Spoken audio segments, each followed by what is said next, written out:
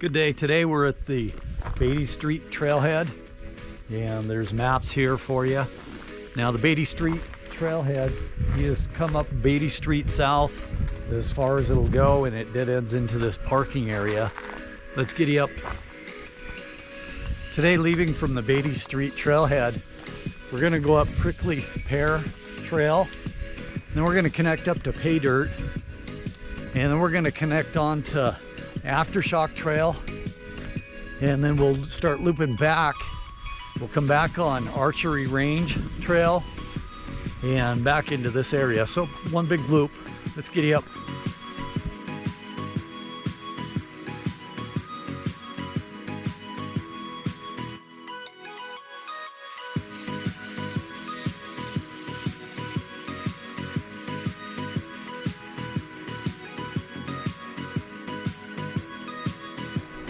So we're at the end of the Prickly Pear Trail.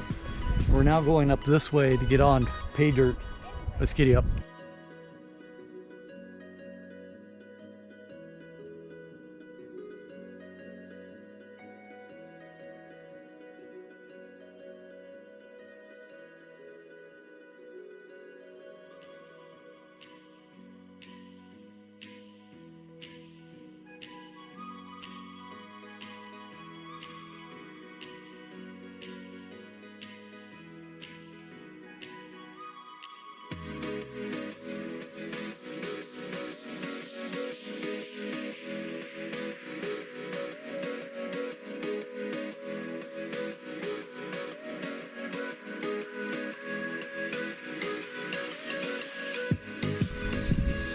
So the Prickly Pear Trail that we were on, it was very short.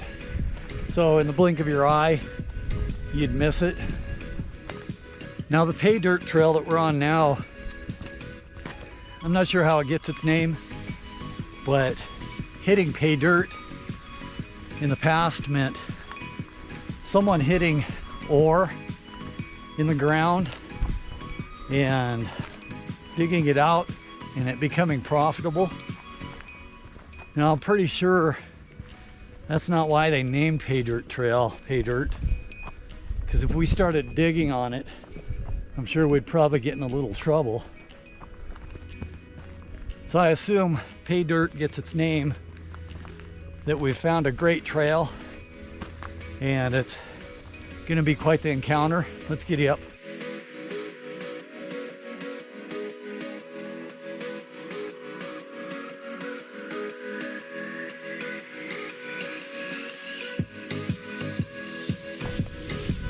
So maybe I was wrong. Maybe someone did hit Pay Dirt here.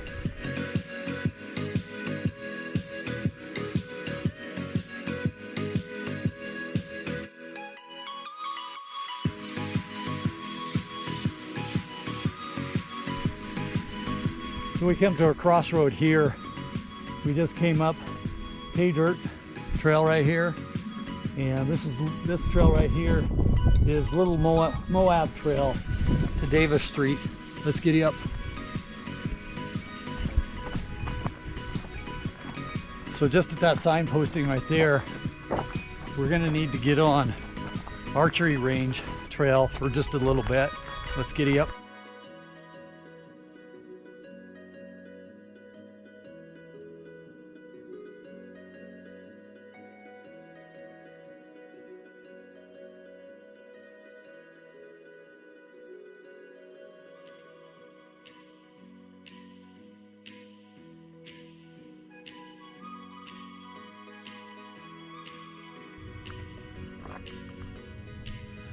So we just completed coming up a little ways up Pell Rider, and now we're going to jump on Easy Rider heading this way.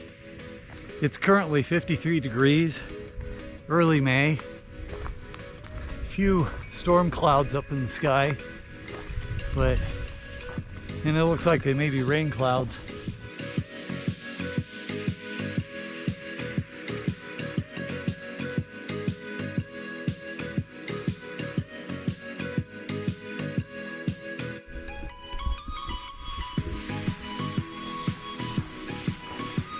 Easy Rider Trail, it's been pretty easy, so it's an Easy Rider Trail.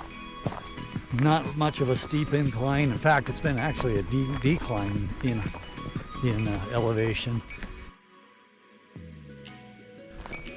The only elevation we went up was on Pear Trail, and that turned into about 65-70 degree angle, but it was very short, so it wasn't bad. Now, Easy Rider Trail, I assume it gets its name because it is so easy. Now, Easy Rider Trail could very well get its name from the 1969 movie Easy Rider. That movie made over $60 million,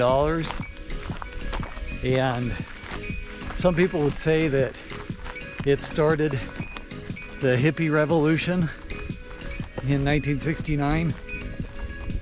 Now at this point, we're getting on Archery Range Trail. So back there somewhere, we made a wrong turn.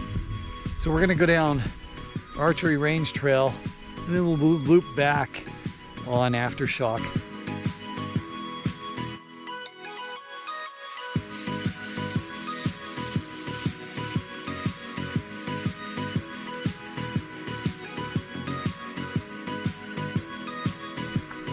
So Archery Range Trail, it gets its name because there is an actual archery range along the trail.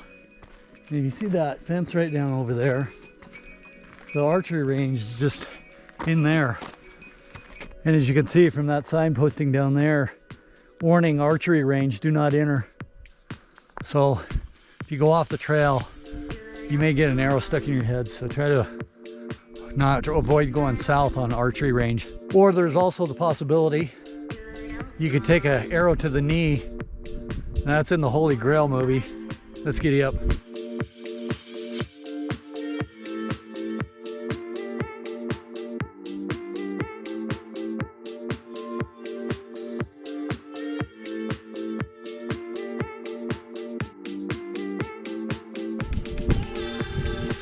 So at this point, at the end of Archery Range Trail, Entertainment Trail to Davis Gulch continues on this way. Now that's just going to take you back down to Davis Gulch Road, where it's the old shooting range that we left from when I did my Entertainment Trail hike. Yeah, that one was called Getting It Done in the Woods. Now, Entertainment to Mount Ascension, that's one you want to take. So we're going to go up this way, and we're going to head south.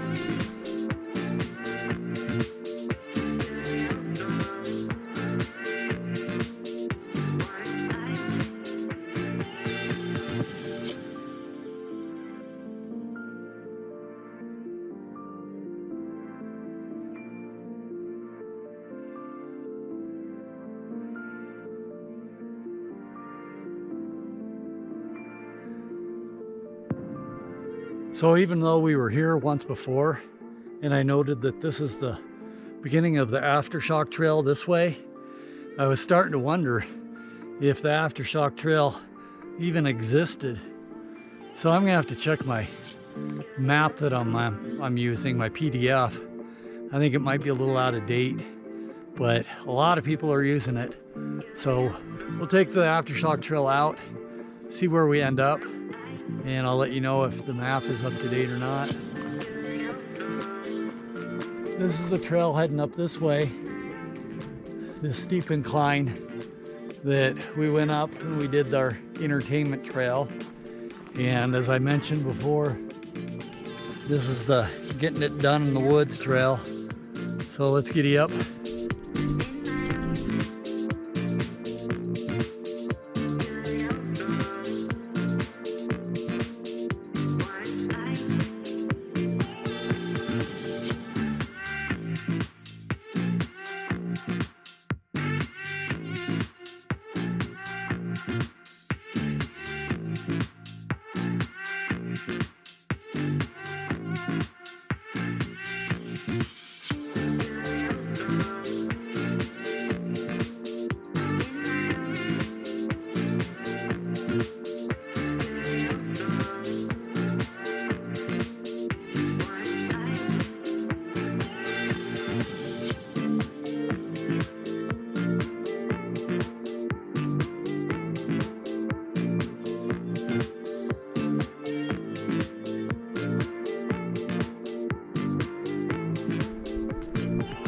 So Aftershock Trail, it's not bad when you start off. It's about 15-20% decline in elevation, and then it goes up about 15%, and then it started to go back down about 15-20%, and we're going up again. It's not bad at all.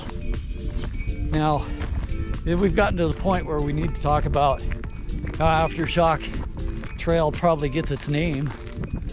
So Aftershock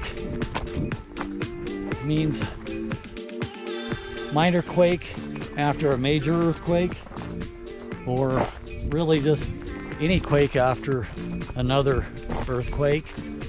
So it may have been that someone was hiking this trail when an aftershock occurred. So that may be it, who knows? But I think it's more highly likely that Aftershock Trail gets its name as if you were hiking the Entertainment Trail, or if you were hiking the 2006 trail. The inclines of those are pretty severe. You know, this is pretty minor compared to those. So I think that's how it got its name. It's a minor trail, but you have to take the major incline before you can get to it. So keep that in mind. Let's giddy up.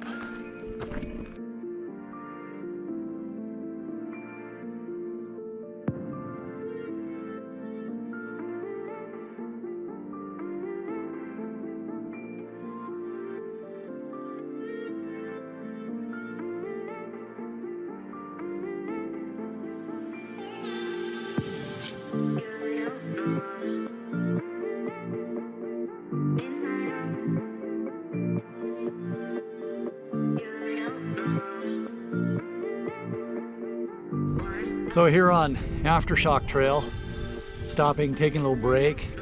We're probably about 3/4 of the way done with the trail. Hope you're enjoying the beautiful views of the city back behind me here. I'm sitting on a tree stump, which is not very comfortable. So on my entertainment trail hike I did, that was the Getting It Done in the Woods hike. I mentioned during that hike, when I was drinking that Cali Cream and Ale, that I drank all the Lewis and Clark varieties and didn't have any more to share with you. Well, I did miss one, and the one I missed is this one. It's the Lewis and Clark Tumbleweed IPA. So we'll give that a try and see what we think. Now this beer, there's a description on it. It's Montana's most award-winning IPA, gold medal winner at the GABF, voted best IPA in the state of Montana Beer Festival, voted best IPA and best of show at the Cool Dog Microbrew Review. This beer features loads of zest. Now zest is a hops, and it's a bittering hop, and it's commonly used only to bitter the beer. Zest hops have the aroma that include pungent black pepper, licorice, and curry. So I don't know how it's going to smell, but I'll let you know on that. So it's got the zest hops, Centennial hops, and Cascade hops, which are added 6 times throughout the brew to create the hop lover's dream. So pretty cool label on it. And again, that's the Lewis and Clark Brewing Company, the Tumbleweed Ale, or excuse me, Tumbleweed IPA. Still pretty chilled from our hike up here, and it got shaken up by quite a bit. So that aroma smells a lot like an IPA. I don't really smell a pungent smell. It's not bad as far as color-wise. A little dark, not bad.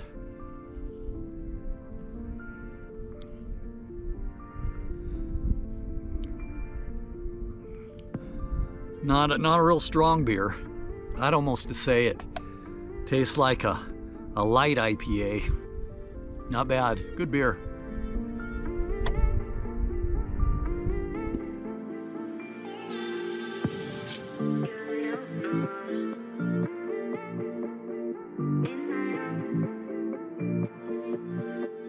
So here on Aftershock Trail, we're at 4,900 feet. This is going to be the highest point we're going to get. That would be 1,497 meters. Aftershock Trail, again, a little bit of a incline, not bad, but we're starting to go on about a 10% decline again. So just slide up and down, nice trail. And you get some beautiful views of the city from this trail. Let's giddy up.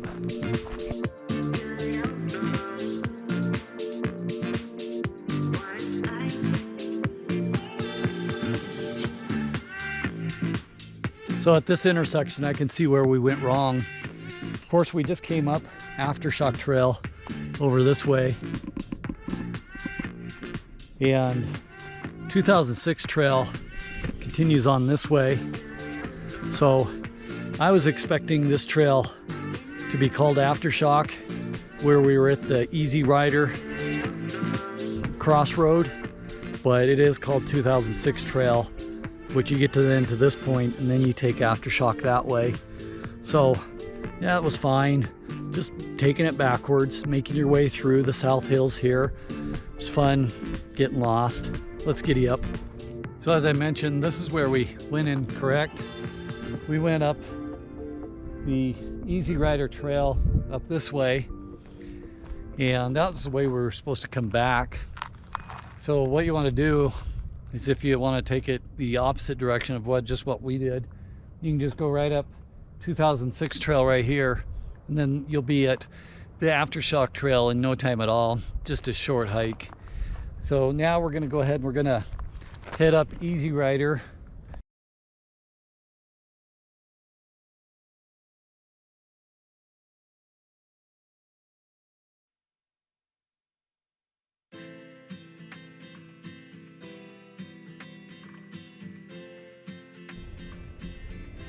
So at this crossroad right here, you've got Prickly Pear Connector Trail going this way. Now we want to connect up to Prickly Pear, but that's not where we're going to connect up to it yet. So we're going to continue on Easy Rider down this way. Let's giddy up.